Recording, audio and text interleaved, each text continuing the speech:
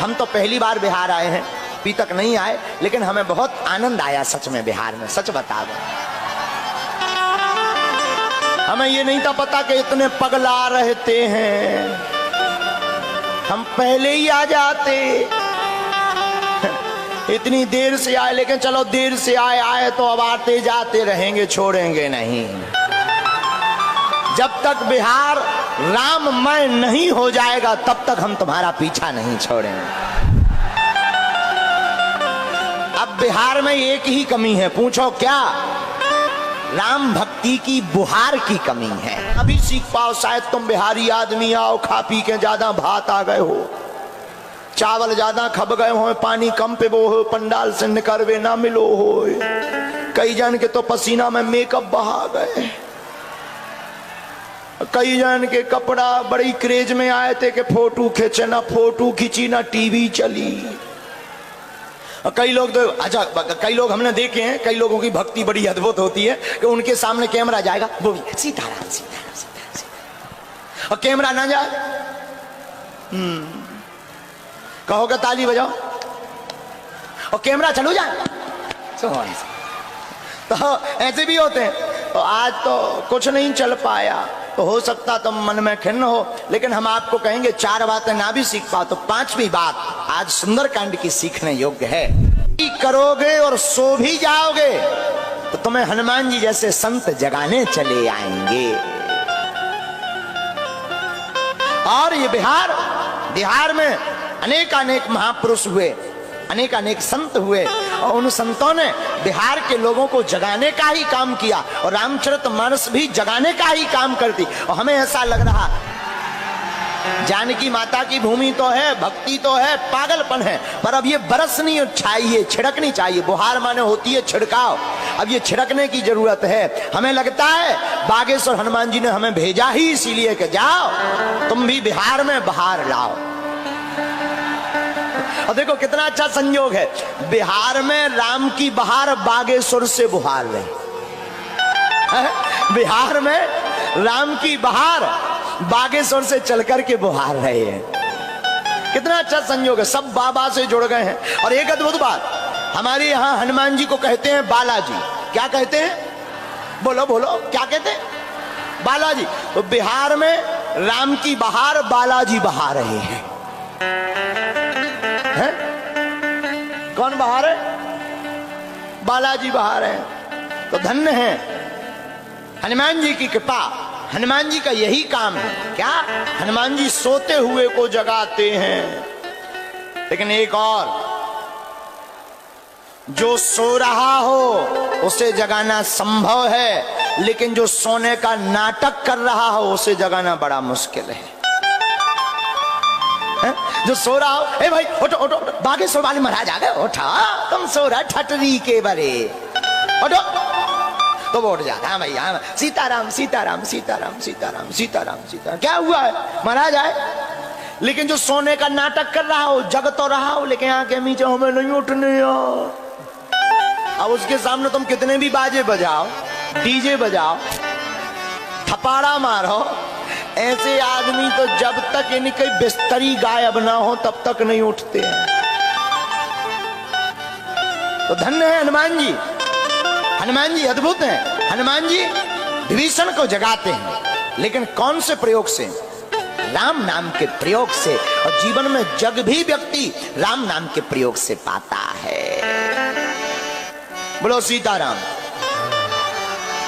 तो हनुमान जी विनम्र हैं, कायर नहीं। विनम्र गुण है, कायरता दोष है। हनुमान जी में विनम्रता बहुत है, हाथ जोड़े हैं, लेकिन हनुमान जी कायर नहीं है। जब हनुमान जी मच्छर के समान रूप धारण करके आगे चले तो बड़ा अच्छा वर्णन आया। नाम लंकिनी एक निश्चय, सो कह चलसी मोहि निंदरी। लंकनी नाम की एक निशाचरी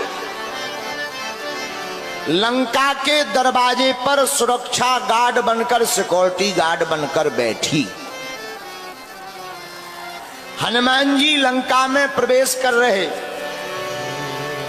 और जैसे ही प्रवेश किया सोई वो चिल्लाकर बोली, रुको, हम चोरों का भोजन करते हैं और हम पहचान गए तुम चोर हो, और हमारे रहते हुए कोई चोर प्रवेश कर जाए, मेरा नाम लंकनी है, लंकनी के रहते कोई चोर प्रवेश नहीं कर सकता। आहा, हनुमान जी बड़े हंसे। तो लंकनी ने कहा, हंस क्यों रहे? हनुमान जी बोले, सुनो, तुम्हें हम चोर दिखा रहे? तुम चोरों का आहार करती हो कि चोरों को रखाती हो? लंकनी बोली, मतलब? बोले, अगर तुम चोरों का आहार करती होती, चोरों का भोजन करती होती, तो सबसे बड़ा चोर तो तुम्हारा राजा है। उसने हमारी माता जानकी जी का हरण किया, उसको तो तुमने खाया नहीं। हम पता लगाने आए तो हमारे भोजन की बात कर रही है। तो तुम चोरों को खाती हो कि रखाती हो? लंकनी बोली, सावधान, बातों से काम नहीं चलेगा। हनुमान जी बोले, अच्छा? लंकनी बोली, हाँ। हनुमान जी ने एक मुक्का बनाया, मुठ का एक महाकवि हरि, रुधिर बमत धरती जनमरी। एक मुक्का मारा। अच्छा देखो, मुष्टिक क्या है? मुष्टिक में है 5 उंगलियां, छोटी, बड़ी, बीच की, अंगूठा। ये जब सब एक हो जाती हैं तो इसका बन जाता है मुष्टिक। और अगर ये एक ना हो तो मुष्टिक नहीं बनती। और हनुमान जी मुष्टिक बनाकर लंकनी पर मार क्यों रहे? इसके पीछे रहस्य बहुत अच्छा है कि जब भी हमारे सनातन पर कोई प्रहार करे तो हम सबको, सब हिंदुओं को एक हो जाना चाहिए और मुष्टिक की भांति प्रहार करना चाहिए। 5 उंगलियां हैं और 5 उंगलियों को हनुमान जी एक करते हैं, उसका बनता है मुष्टिक। और मुष्टिक बनाकर हनुमान जी मानो सूत्र देना चाहते हो कि जिंदगी में संगठन के साथ रहना चाहिए, राम काज के लिए संगठित रहो। लंकनी के ऊपर एक मुष्टिक का प्रहार किया तो लंकनी के मुंह से निकला रक्त और लंकनी हो गई विरक्त। लंकनी के मुंह से निकला रक्त, लंकनी हो गई विरक्त। और बोले, क्या? बोले, जब भीतर से दोष निकल जाता है तो पर भाव राम जी के चरणों में जुड़ ही जाता है। और रामायण की चौपाई, पुनि संभार सोलंका, पुनि संभार सोलंका, जोर पानी कर विनय ससंका, जोर पानी कर विनय ससंका, पुनि संभार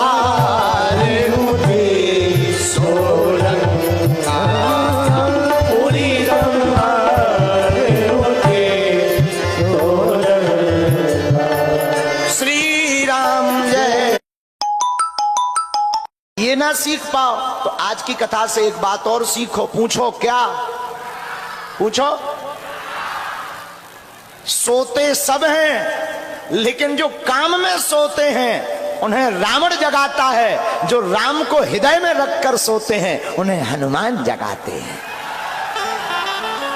आज की कथा का 5वां सूत्र, और अगर ये 4 ना भी सीख पाओ, शायद तुम बिहारी आदमी आओ, खा पी के ज्यादा भात आ गए हो, चावल ज्यादा खब गए हो, पानी कम पे वो हो, पंडाल से निकलवे ना मिलो हो, कई जन के तो पसीना में मेकअप बहा गए, कई जन के कपड़ा बड़ी क्रेज में आए थे कि फोटो खींचे, ना फोटो खींची ना टीवी चली। कई लोग तो, अच्छा, कई लोग हमने देखे हैं, कई लोगों की भक्ति बड़ी अद्भुत होती है कि उनके सामने कैमरा जाएगा, वो भी सीताराम सीताराम सीताराम, और कैमरा ना जाए कहोगे ताली बजाओ और कैमरा चलो जाए। तो ऐसे भी होते हैं। तो आज तो कुछ नहीं चल पाया, तो हो सकता तुम मन में खिन्न हो, लेकिन हम आपको कहेंगे 4 बातें ना भी सीख पाओ तो 5वीं बात आज सुंदरकांड की सीखने योग्य है। क्या?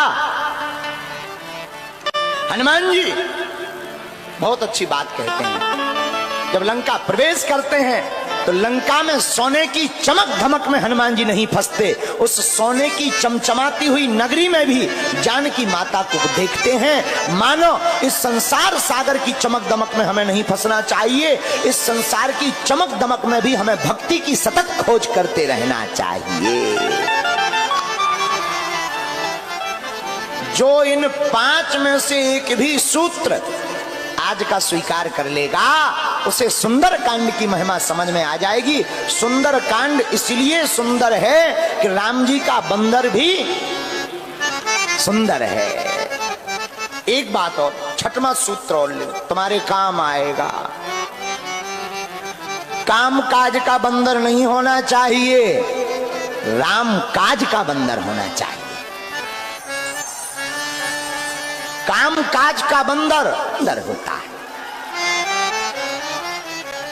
7वीं सीख और लो सुंदरकांड से।